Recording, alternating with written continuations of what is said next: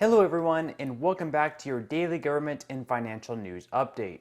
As always, I'm interested in hearing your thoughts on everything, so make sure to give this video a like, but also leave a comment giving your thoughts on everything that is currently going on. Okay, so yet another January 6th hearing was held yesterday, where one of the key details included Cassidy Hutchinson making claims of Donald Trump's supposed actions on that day.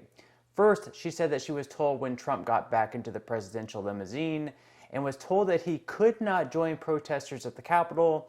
He lost it, attempted to grab the steering wheel, and when one of his security detail reached to stop him, he grabbed at the man's throat.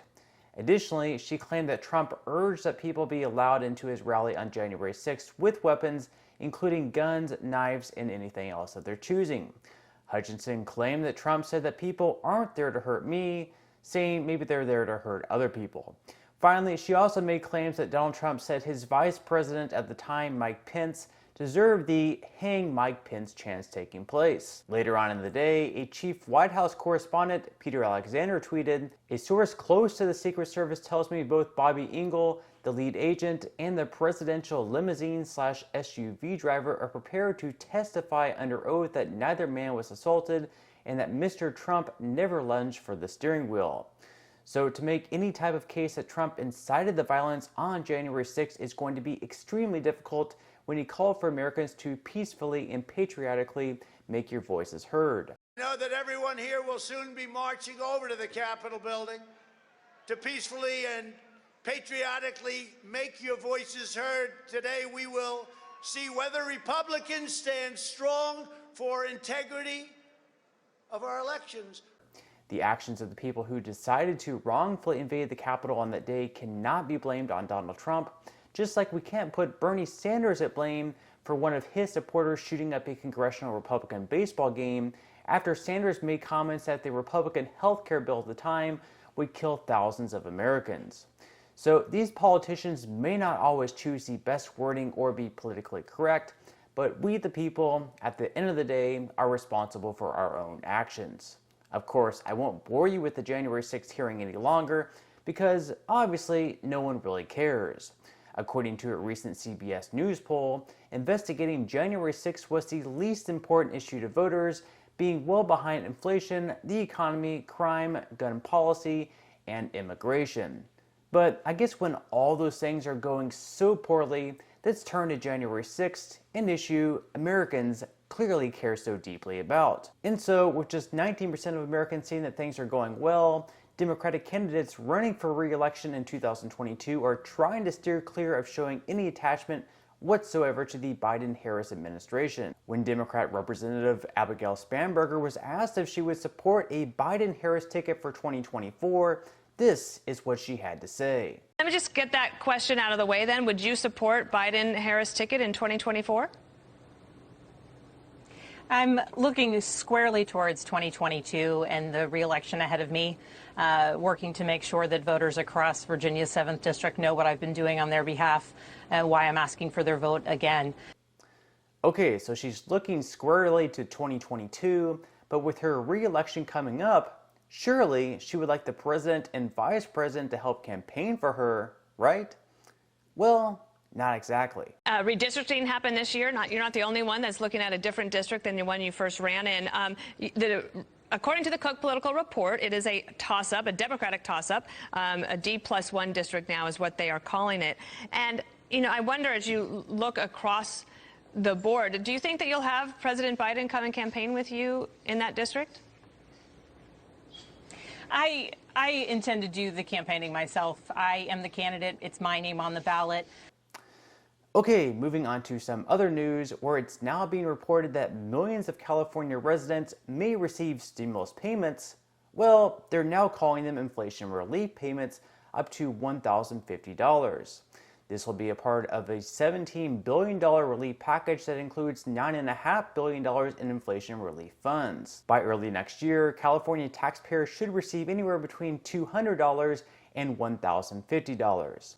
Those who qualify will more than likely be those with $75,000 in income, or if you file jointly, $150,000. Each person will receive $350 plus an additional $350 per dependent.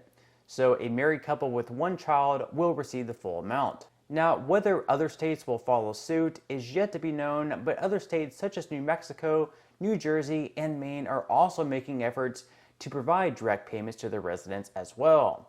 At the same time as these relief payments are being talked about, many states are also in talks to implement gas tax holidays, which will give some relief at the pumps as well. Okay, moving on to some other news. Very sadly, 46 migrants were recently found dead inside an abandoned truck in San Antonio. This is just another example of how dangerous it can be for these migrants putting their lives in the line in order to come to this country. Brazil, I can't remember something as awful as this, but how common is it to try to move migrants in the backs of these trailers? Human smugglers often use rigs to move and transport migrants. In fact, it has been happening more often along the U.S.-Mexico border. We have had border officials speak to the desperation that some migrants are in, where they put their lives in their hands. And recall, there is an increasing number of people crossing the U.S.-Mexico border over the last several months. Over 200 border crossings just in the spring, and each of those months.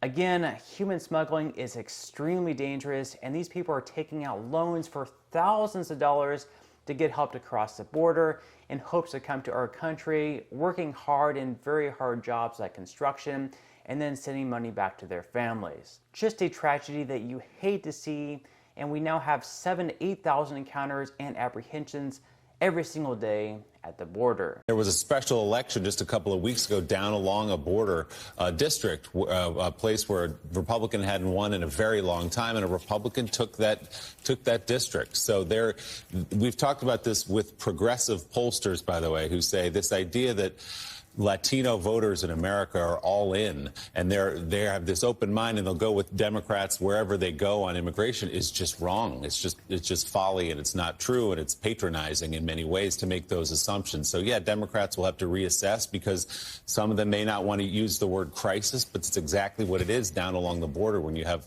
Customs and Border Patrol having 7,000, 8,000 encounters and apprehensions a day on the border. That is a crisis, and it bore its ugly teeth yesterday, Mika, when we saw the story and the images and hearing exactly how those poor people looking for a better life died in the back of a semi-truck. Okay, now moving on to some money news, where the S&P 500 lost last week's momentum yesterday, going down by 2%.